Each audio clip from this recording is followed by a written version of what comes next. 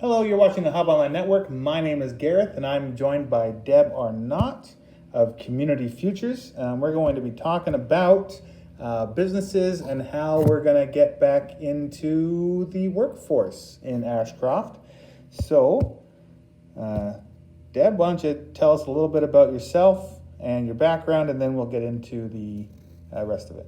Okay, I'm Deb Arnott, and I'm with Community Futures. I'm the general manager, and I've been there for a little over 28 years. So I've seen a lot of ebbs and flows with our small businesses in our region, and I just feel privileged to have the opportunity to work with them as we transition once again.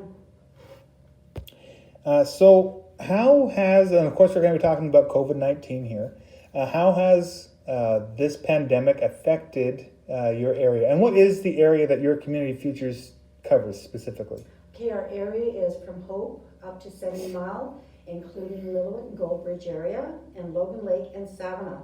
So a big region that we cover. And how, so then how has COVID affected the business area of that large section of land? Well, you know, it's very interesting because when I'm working in the region, I've kind of got two parts.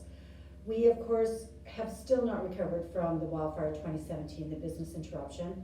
And I need to tell you, this was the year. This was the year we were all working up to have the best year ever. We were going to have some revenues and get these businesses back on their feet again. And now we have another business interruption. So working with those communities from Lytton North is quite different from the communities down in Hope area.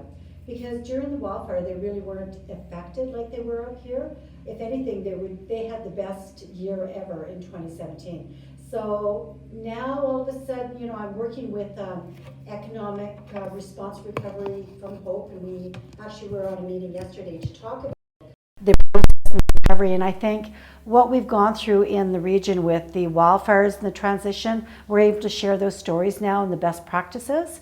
So it's been very, very challenging, as you can imagine, because we've got a big area, and so we can't do the same programming for each of the communities. So what is the decline? So since March 15th, when COVID really sort of gripped its nails into us, what has been the decline in businesses up that route? Well, we've seen all the businesses, everybody, I think, shut down because everybody had that fear factor. And it was like, okay, let's shut down, let's just stay away, let's figure out what we're going to do. Community Futures right away deployed some programs. We knew that, okay, you're at home, we recognize that, but we have inventory on the shelves, we have services. How are we going to get through this summer?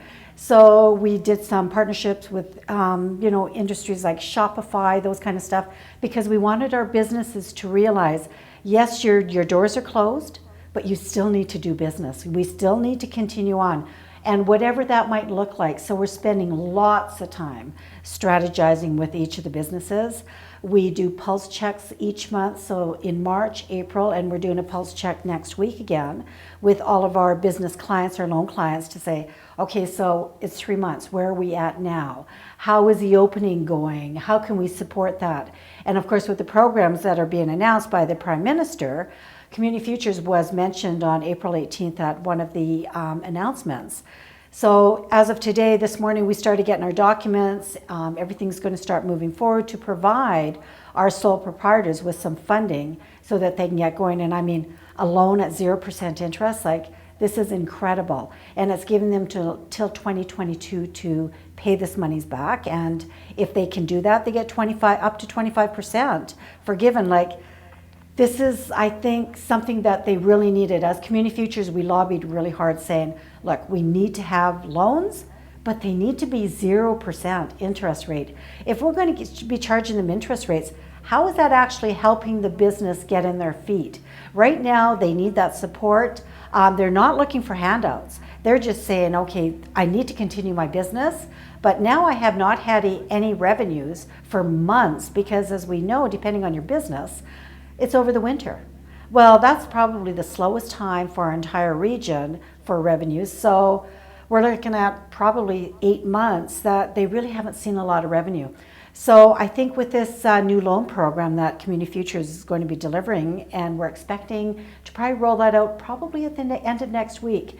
And we're getting ready because we know that I'm getting calls every day. I'm getting emails. I'm even at different meetings. People are asking me, saying, so Deb, when is this program getting rolled out? So obviously there is a need out there. And with Community Futures, we're so close to the ground. Like, we're grassroots. We've been doing this a long, long time. We are engaged with our businesses. We're advocates for our businesses. Okay, this is where we need to be. I actually had an opportunity also to sit on a provincial board, and Western Diversification was at the table. And I was asked, okay, so Deb, if you had the top 3 things, what would you like to see as support?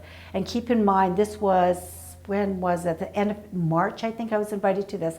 And I said, well, you know, with our experience with the wildfire and the transition, we need ambassadors. But we can't have ambassadors on the ground. We can't have them tapping on the doors that we did with the wildfire. So we need a hotline. We need a hotline where our businesses can not only check the website, and if they want, they can go online and do their applications, but in most cases, people want to talk to a warm body. So they employed that very quickly. So the feds and the province, they sat down and said, okay, so how can we initiate this? They did that partnership, and within a week and a half, they had that up and going, which I'm telling you, just blew me away. The other thing that I had mentioned was the zero interest loans. I said, you know, Community Futures can provide loans, but we have interest rates, and we need to provide those interest rates because we don't receive any funding. So any funding we receive, we need to put back into the portfolio to keep it circulating in our communities. So for the Prime Minister to do that announcement, because as Community Futures all across Canada, there's 268 of us. We were lobbying pretty hard and saying, this is what we need now. And this is a program that can't wait 18 to 22 months, which I need to tell you is the norm. For a program like this, you can count on 18 to 22 months. This is being done in weeks. So these programs that are getting rolled out is just absolutely amazing. I talked to the staff at the federal level, and they're working hard. Like, they are pounding this hard. They've been pulled from other departments to ensure that our small businesses are getting the support now. Because if we wait any longer, I'm finding that some businesses are even telling me that they're looking at downsizing now. Which, you know, I need to tell you, I'm a little grateful. I'd rather that than shut the doors. And I'm saying, okay, so if we're going to downsize, what is that going to look like? Because I don't want these businesses to close. I've had some conversations with some businesses saying, I think I'm ready to sell, Deb. I don't think I can do another round of this. I'm exhausted. We've been doing this for 3 years, and I don't have the energy. I'm lots of sleepless nights yet, and I'm not feeling well anymore. So it's like, okay, so where are we going to go from here? How are we going to get your business prepared to sell? And for those that are looking at purchasing a business. And Community Futures, we also had that incredible program of Great BC Buying a Business that was going to be down at the Vancouver Convention Centre. And that was going to happen on October 3rd because that's what we've been hearing for the last 3 to 4 years from businesses saying we need to transition, but we also need to have that opportunity to sell the business. We've been working on this for months, and then all of a sudden it's like, wow, okay, everything stops. So those businesses that we were working with to get them prepared to sell now have their portfolios together, and now they're like, okay, so who's going to buy my business now? So I think there's a lot of opportunities for entrepreneurs out there. Yes, it looks a little grim right now, but this is today. I really believe that it's going to shift. It really is going to shift. Once everybody has that confidence again of going in the community, buying again, and that's going to take some time. But I'm really confident that in the fall, we're going to see that shift happening. I'm very hopeful that we're not going to see another round of this. I think we're going to be better prepared when this does happen and getting our businesses, okay, so if this happens again, what can we do differently so that it doesn't hit us so hard? And let's get prepared for that. So, yeah, I mean, there's lots of conversations going on, Gareth. I mean, at all levels. I try to share at local, regionally, provincially, federally, sharing the challenges that our small businesses are having because they need to hear it from the grassroots. You know, it's fine that you're sitting in your office and trying to figure out, okay, so what kind of support will small businesses need? For those of us on the ground that are listening to the stories, and sometimes I got to tell you, I feel like a counselor, and hearing those horrific stories and trying to figure out, okay, how are we going to shift this around? Because many people need to understand that these small businesses, it's also their livelihood. They also have a family at home. And I think sometimes people forget that not only their lives have been affected, but also their livelihood and the funding that comes in order to pay their mortgage and put food on the table for their family. So they got a double whammy here, and they're going through a very, very difficult time. One of the things that I've been following about this, the 0% loan, is I listen to CBC a lot. Mm-hmm. A lot of the people that they talk to are saying that the loan's all well and good, but that just puts their business more in debt, and they're looking at large, even though it's 0%, still having to pay back $220,000, let's say, to keep paying their employees, to keep bringing in stock, et cetera, that they would normally have income from. They're saying it's going to be impossible to pay that loan off. What is the benefits of giving a loan versus the government giving a bailout to every business? Yeah, I agree. And there, in my humble opinion, I don't really think there should be bailouts. Businesses, I think sometimes they're underestimated. Entrepreneurs are very, very clever. They're very creative. They, if you sit down with them and talk about, okay, so where do you see yourself in, 1 to 5 years? It's not always the loans that they're looking for. They might need some support with strategizing and shifting and pivoting their business and helping them understand that the landscape is never going to be the same again. So let's look at your assets. What can we do differently? And I need to tell you, it's not always money. Many of the businesses I talk to, depending on their situation and their financial situation, I'll say, the loan isn't going to pull you out of this one. So why would we put you in more debt? Because as Community Futures, we're looking more of their strategy, their business plan, and their feasibility. I mean, yeah, we look at security, but we're very, very different from financial institutions. We're looking at, okay, so what can we do to ensure that you're going to be successful? And like I said, it's not always money, Gareth. So the federal government has done things like the CERB and other things like that for businesses as well. And when they started a lot of these programs, it starts with one idea, and they said, here's the idea, run with it, to try and get money out the door to people that need it. Yeah. In this instance, and then the CRB, of course, has made a lot of changes to it. So is this business plan that is put in place by the provincial government going to have a lot of changes moving forward as more understanding of what businesses need come forth? Or is it, here's the plan, it's a solid plan, that's it? Well, I need to tell you, I need to give kudos to the federal government, because when they started rolling this out, and they rolled it out very, very quickly. And so you're going to see those different bumps along the road.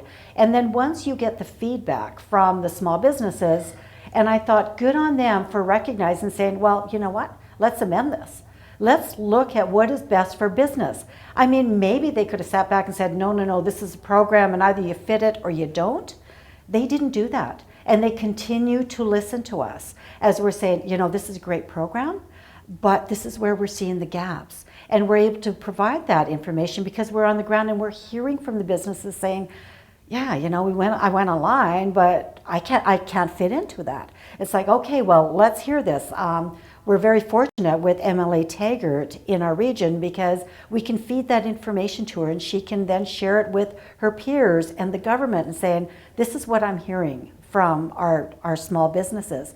So I'm really impressed with the federal government and how they have shifted some of those programs. They didn't stay steadfast and saying, no, you got to fit in there because there's no way that we can make it work for everybody. They've said, okay, how can we make it work for most businesses? So good for them. So the program that we're rolling out possibly next week, we don't know where that's going to be. We really don't. I mean, we've had a look at some of the guidelines, Some of that has been posted, but we haven't received the agreement yet from Western Diversification. So it's not until you get the agreement that you look at the details and figure out, okay, so how is this going to work? How can we work with the businesses to ensure that if they need to borrow this money, that they're going to be able to apply for the funding? You mentioned being in contact with Jackie Taggart. Have you been in contact with Brad Viss, our Member of Parliament, at all? Yes, I just actually had a call with him the other day. We had a conversation. He actually called me in the afternoon and said, you know, Deb, what's the pulse in the community? What's happening with the businesses?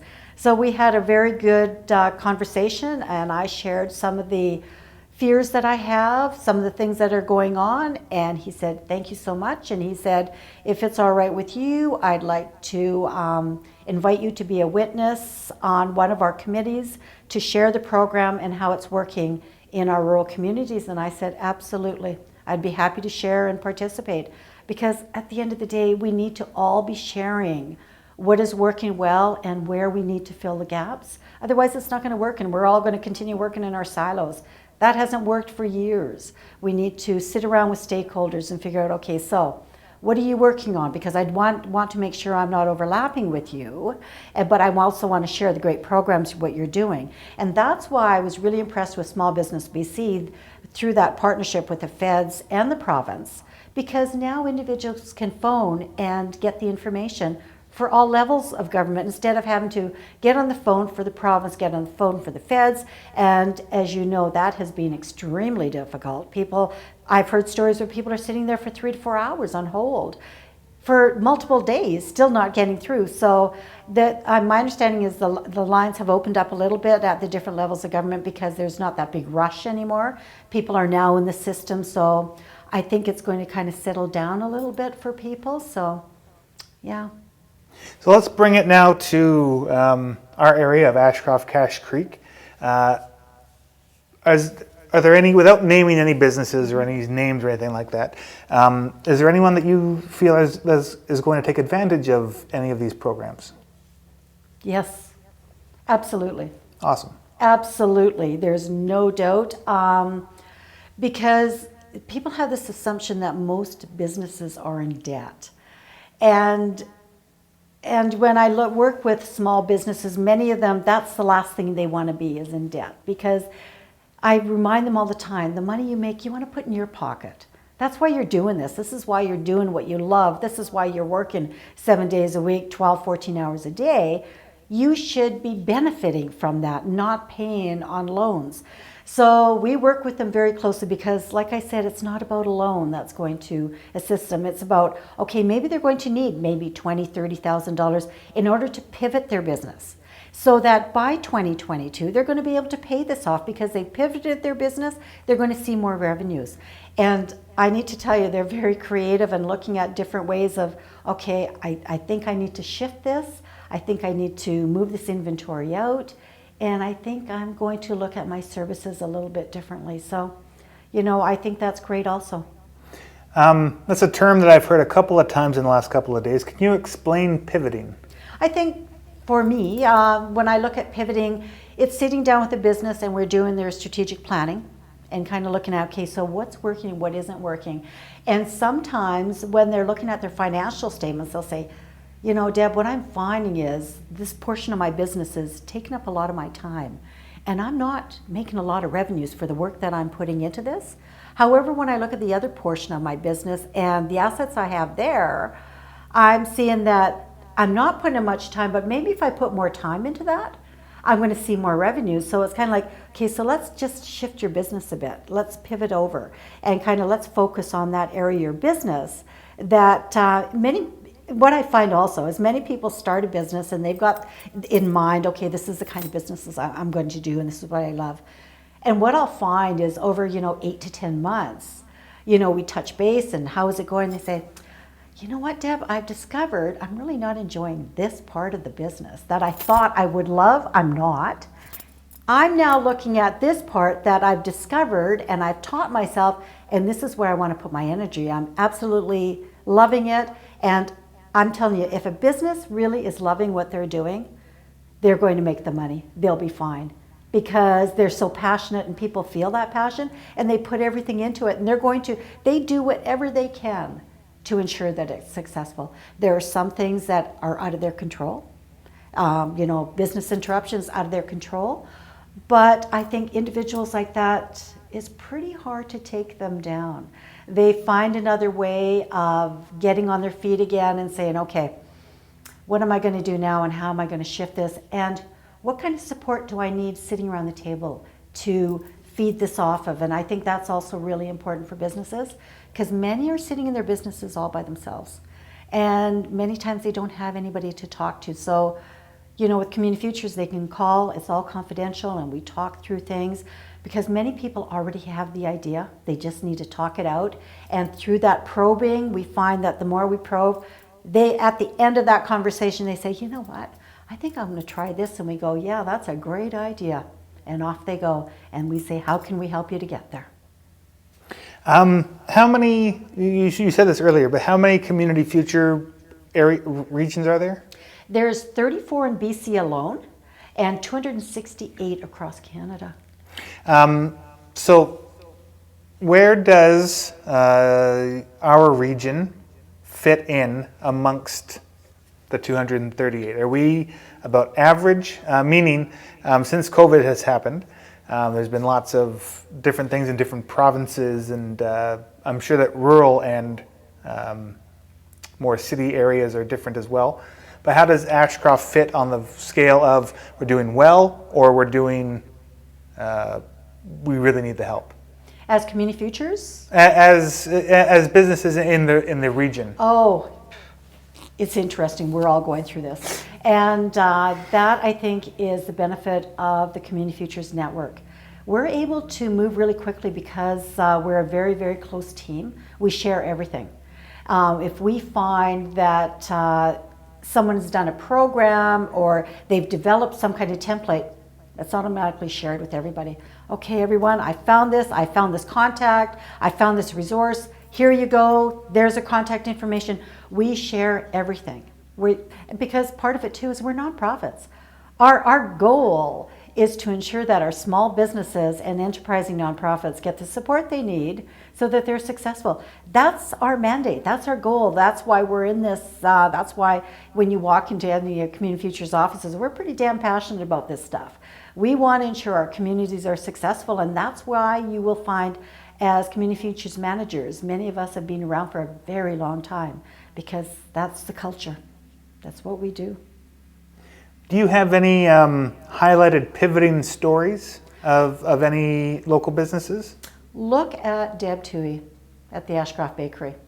I actually sent her a note. She had, with the bakery shutting down, I was watching, I tend to watch businesses. I follow Facebook. I have all of the business accounts, and I like to watch and see what everybody's thinking. What are they doing? How are they moving forward? Because a lot of times I might be aware of resources that I can private message and say, hey, I see this is what you're doing. Did you know that this program can assist you and it's free? So when Deb started having those sales Thursday mornings, and I sent her a note and I said, this is a great idea, Deb. Well, she's got the contacts. She's got her suppliers.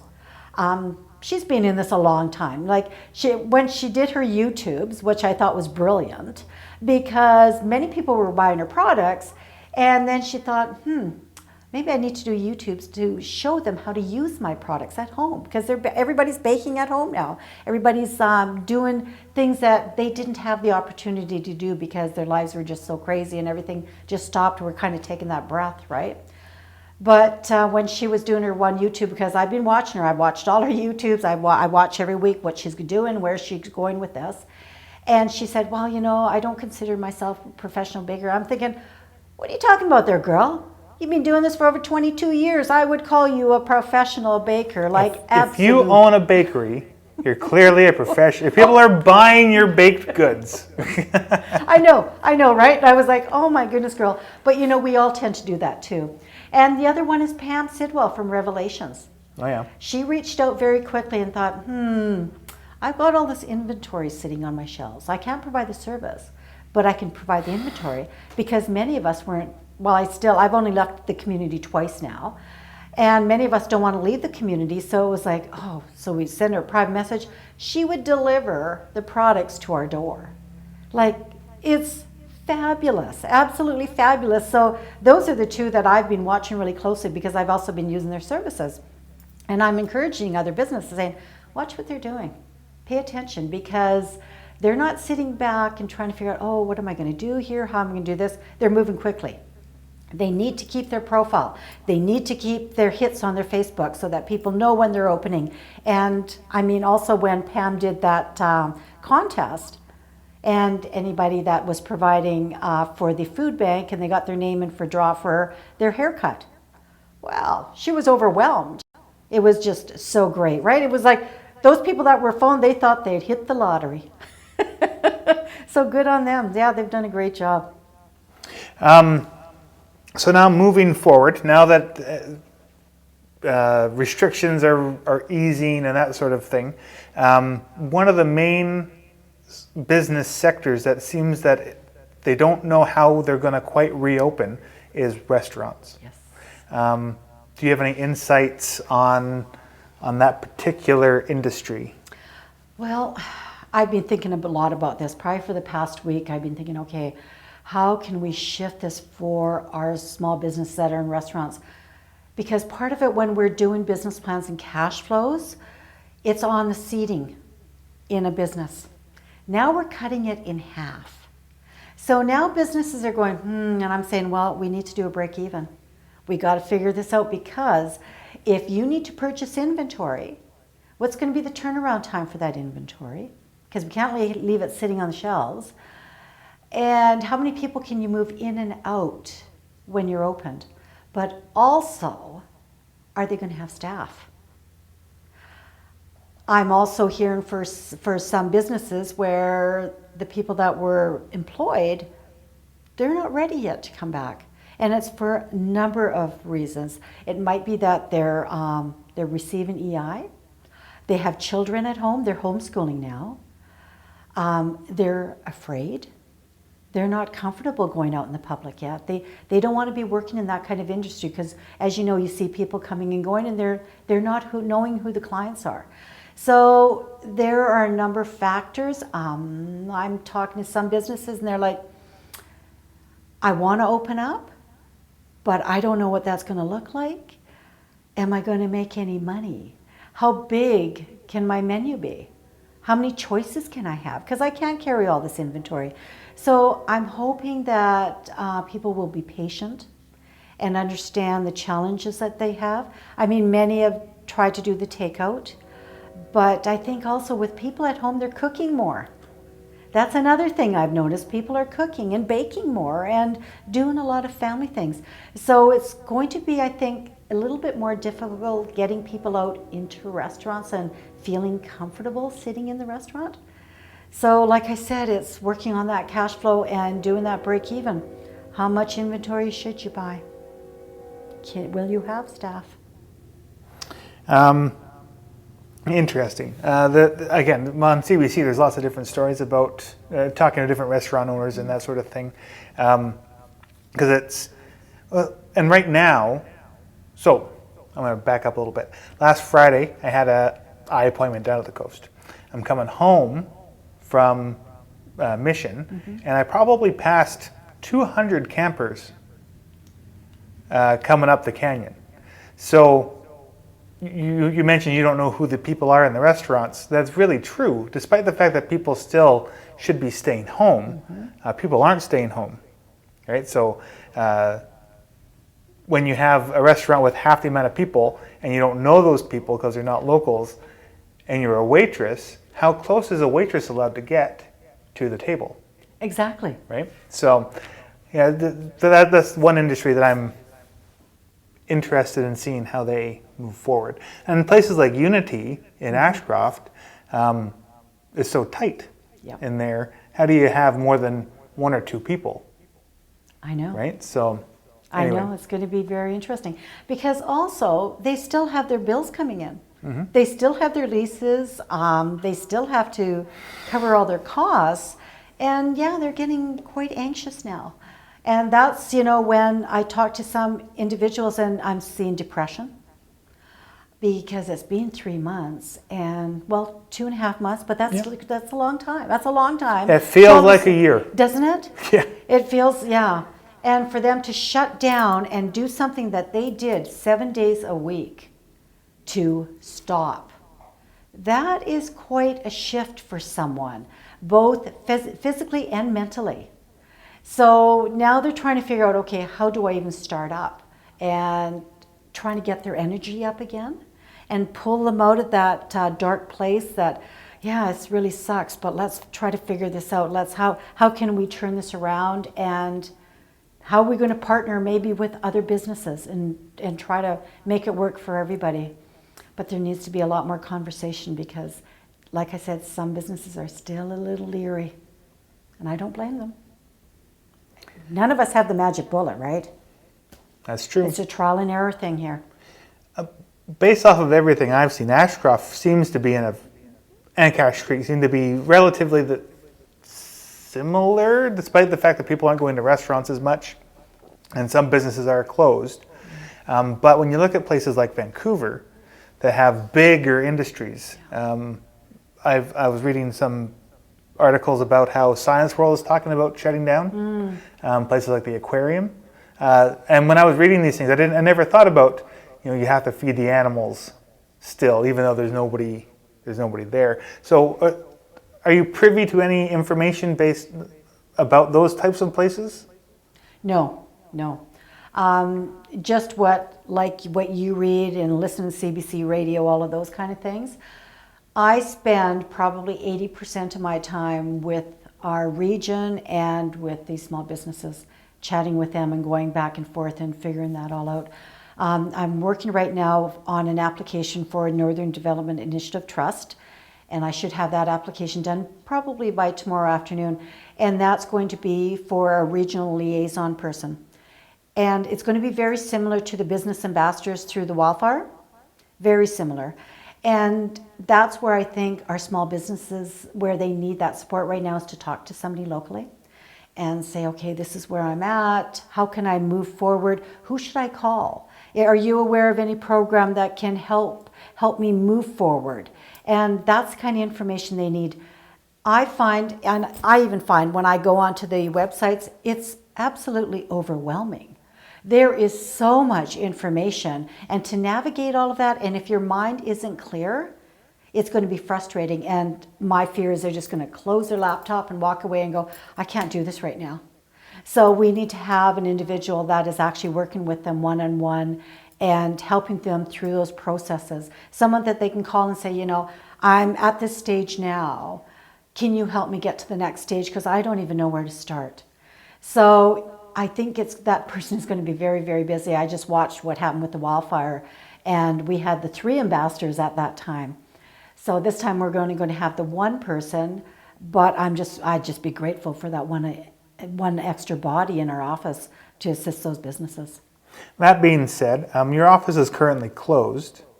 Well, it's closed. Well, it's not closed. It's closed to the public walking in. Okay. And if people just knock on the door. And also I've had numerous Zoom meetings. Right. Whoever thought, right? I feel like I'm becoming an expert in Zoom. So even clients, working through loans, I've witnessed through Zoom them signing the documents and having those conversations. It's all through Zoom. And I think sometimes they appreciate that because they're sitting at home and at least they're able to talk to somebody and we're able to discuss their business. And so that makes them feel a little bit better, like we're sitting across in the boardroom or something like that. But yeah, lots of Zoom meetings. Yeah. So you've been capable of keeping your staff working throughout this time? Yes. Awesome. That was one of the things that when we looked at, when all this happened, I sat back and went, okay, so what do I need to do to make sure that the staff still have a job? That's very, very important to me. We've got an incredible team there and great staff members. I wouldn't want to lose them. And I wouldn't want them to have any hardships at home. Do you have any other advice for small businesses? Not so much, I guess, advice. I would just say that there is support out there. There really is support out there. We might not have all of the answers, and I've never professed to say that I'm the expert in everything. But we do have a big network. We've got a lot of contacts, and they can call our office and we'll connect them. They need to know that there is a lifeline for them. So just give our office a call. And how can people get a hold of you? They can call our office at 250-453-9165. Awesome. Well, thank you so much for your time. I appreciate you coming in our physically distanced space here. We're about, 15 feet apart? Absolutely.